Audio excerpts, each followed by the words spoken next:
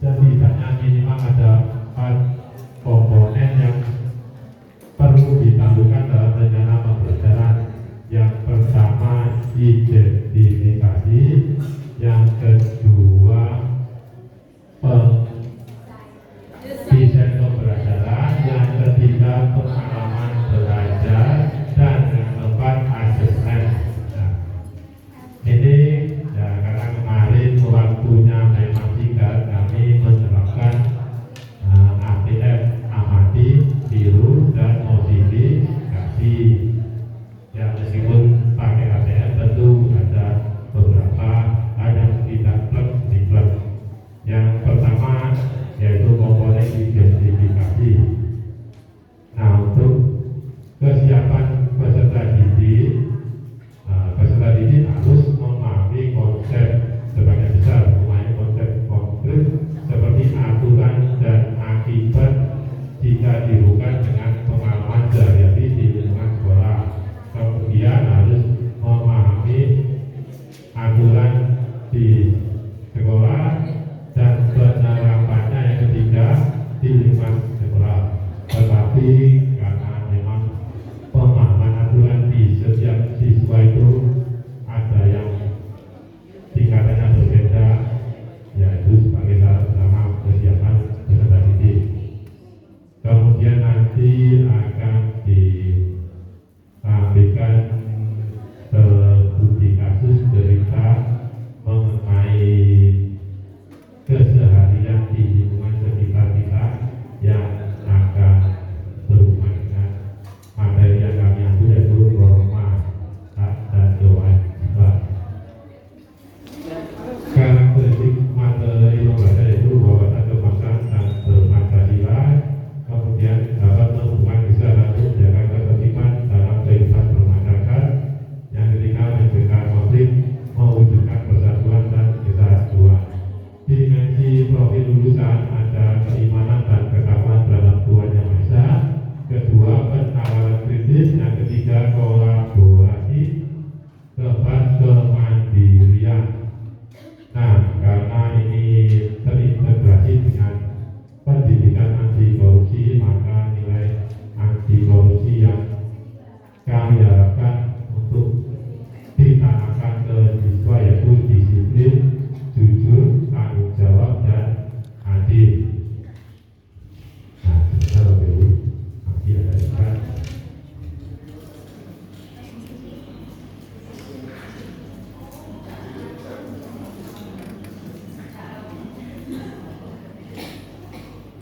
Karena pembelajaran itu minimal ada 4 komponen. Yang pertama identifikasi, kedua desain pembelajaran, ketiga pengalaman belajar, dan 4 asesmen. Nah, kami mau menerapkan nilai anti korupsi yang adil. Untuk identifikasi, saya akan mempresentasikan. Untuk desain pembelajaran, saya memberikan kesempatan kepada Bu Intan untuk berbicara presentasi mengenai desain pembelajaran. Yang ketiga nanti untuk pengalaman belajar Bu Yunita, nanti bosan ya. Untuk yang keempat asesmen Bu Yunita. Monggo Bu Yunita untuk desain pembelajaran. Baik, Bapak Ibu, selanjutnya yaitu desain pembelajaran. Ada capaian pembelajaran. Jadi peserta didik mampu menyajikan hasil identifikasi betul-betul norma, hak, dan kewajiban dalam kedudukannya sebagai anggota keluarga, warga sekolah, dan juga warga negara. Jadi diharapkan nanti berkelanjutan setelah dari keluarga, sekolah, sehingga dewasa nanti bisa mencapai masyarakat luas. Selanjutnya tujuan pembelajarannya yaitu 1. Melalui studi kasus, murid mampu mengidentifikasi betul-betul norma apa aja yang ada di masyarakat. Ada norma agama, norma kesusilaan, norma kesopanan, norma hukum, dan sebagainya. Selanjutnya yang kedua tujuannya yaitu melalui diskusi kasus ini, murid mampu mengenal hak-hak anak. Ada 10 hak anak atau nama atau identitas kewarganegaraan, rekreasi, pendidikan, bermain, berperan dalam pembangunan, dan kesamaan. Selanjutnya ada lintas disiplin ilmu, bisa di dalam bahasa Indonesia dan juga seni budaya atau prakarya. Pada bahasa Indonesia, pengembangan keterampilan berdiskusi, menyampaikan pendapat, dan juga menulis laporan hasil analisis kelompok. Adapun pada seni budaya, membuat poster atau peta konsep tentang norma dan hak anak. Selanjutnya ada praktik pedagogis, yaitu yang pertama pendekatan, yang kedua model pembelajarannya. Pendekatannya secara pendekatan mendalam. Untuk model pembelajarannya problem based learning atau PBL, dan juga strateginya ada eksploratif, kolaboratif, dan reflektif. Untuk metodenya demonstratif, diskusi kelompok, presentasi, dan penugasan. Yang keempat ada kemitraan pembelajaran, yaitu antara murid dan guru. Murid membimbing diskusi kelompok, guru membimbing diskusi kelompok dan memfasilitasi media pembelajaran. Yang kedua, murid dan murid saling berkolaborasi, memeriksa dan mengerjakan penugasan. Yang ketiga, murid dan orang tua berdiskusi mengenai penerapan norma dan menemukan hak anak di lingkungan keluarga. Untuk yang kelima yaitu lingkungan pembelajaran. Ada ruang fisik, budaya belajar. Adapun ruang fisik yaitu ruang kelas ditata untuk mendukung kerja kelompok agar memudahkan murid berinteraksi dan berdiskusi dalam memecahkan masalah. Adapun budaya belajar mengembangkan dan memelihara iklim belajar yang inklusif, demokratis, dan nyaman, di mana setiap murid merasa aman dan berani untuk berpendapat, bertanya, maupun berbagi pengalaman terkait norma, hak, dan kewajiban tanpa rasa takut salah. Yang keenam, ada pemanfaatan digital. Kita bisa menggunakan Canva dengan membuat LKPD. Selanjutnya, pemanfaatan LCD proyektor dengan menampilkan media pemicu masalah yang lebih menarik dan kontekstual seperti video singkat studi kasus atau serangkaian gambar. Selanjutnya akan disampaikan oleh Bu Yusuf. Terima kasih. Kita lanjutkan ke poin yang ketiga, yaitu pengalaman belajar. Yang pertama, di kegiatan awal seperti biasa guru memberikan salam, sapaan, dilanjutkan dengan doa, menyanyikan lagu Indonesia Raya jika itu di jam pertama atau di jam awal. Lanjut mengabsen peserta didik dan menanyakan kesiapan peserta didik. Lalu mengajak peserta didik untuk tepuk 7 kebiasaan anak Indonesia hebat. Dilanjutkan dengan pertanyaan romantik seperti contohnya, bayangkan jika di jalan raya tidak ada lampu merah sama sekali, apa yang akan terjadi? Di situ anak mulai diajak berpikir untuk mengetes kesiapan siswa. Di awalan yang singkat itu, murid akan mulai berpikir kritis. Dilanjutkan dengan menyampaikan tujuan pembelajaran dan melakukan ice breaking, tepuk konsentrasi. Di kegiatan inti, di awal guru memberikan pengetahuan singkat melalui PPT dan menyajikan sebuah kasus. Nanti melalui studi kasus, yaitu sebuah cerita ini yang sedang marak atau viral.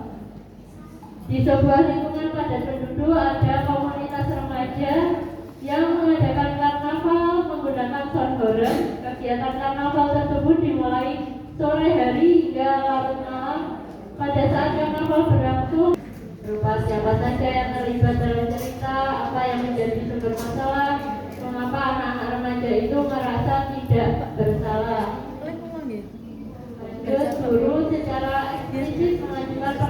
besar. Berdasarkan cerita tadi, mari kita analisis bersama, hanya mulai diajak berpikir terkait tentang digabungkan dengan norma-norma di lingkungan masyarakat, termasuk mungkin norma apa yang dilanggar, norma agama,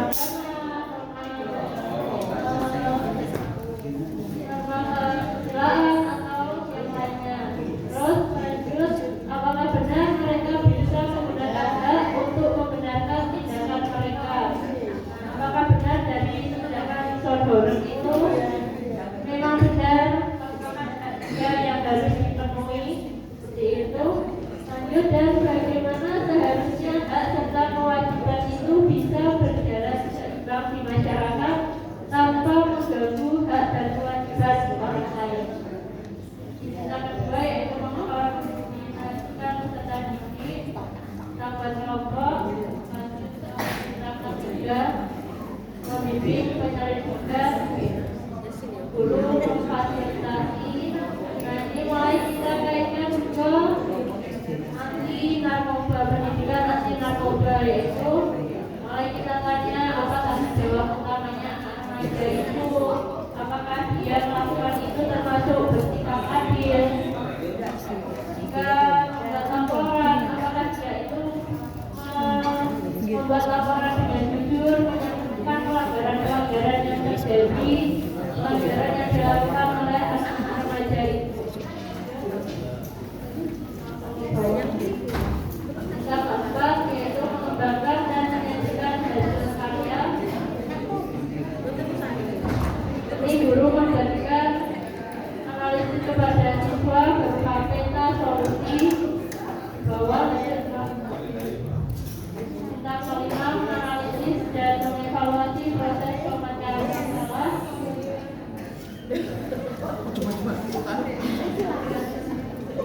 Di kegiatan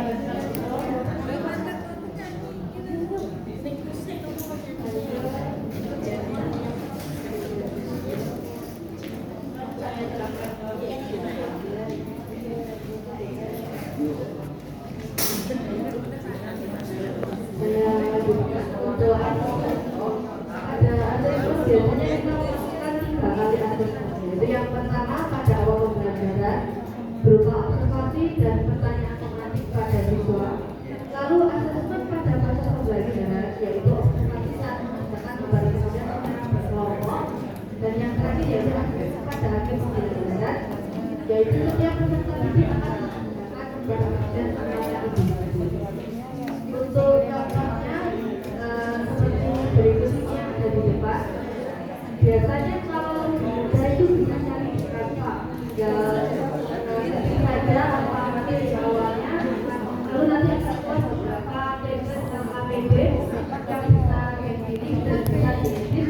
Kita sesuaikan sendiri apakah sesuai dengan materi yang akan kita ajarkan atau tidak. Biasanya saya seperti itu, jadi untuk gambar-gambar sudah dimulai dari sana.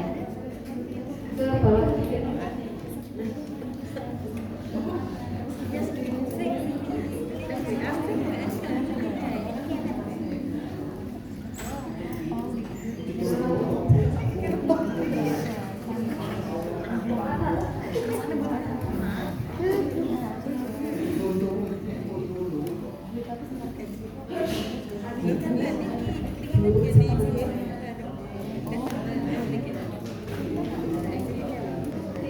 Bisa diminta untuk mencari pelanggaran dalam norma agama, norma kesusilaan, norma kesopanan, dan norma hukum yang mereka temukan dalam siswa tersebut. Ini untuk contoh jawaban yang ada dalam norma agama, sebetulnya dengan jelasnya tadi tidak menghormati dan tidak menghargai negara secara langsung, tetapi bisa menjadi melanggar aturan yang tidak tertulis atau tata tertib lingkungan.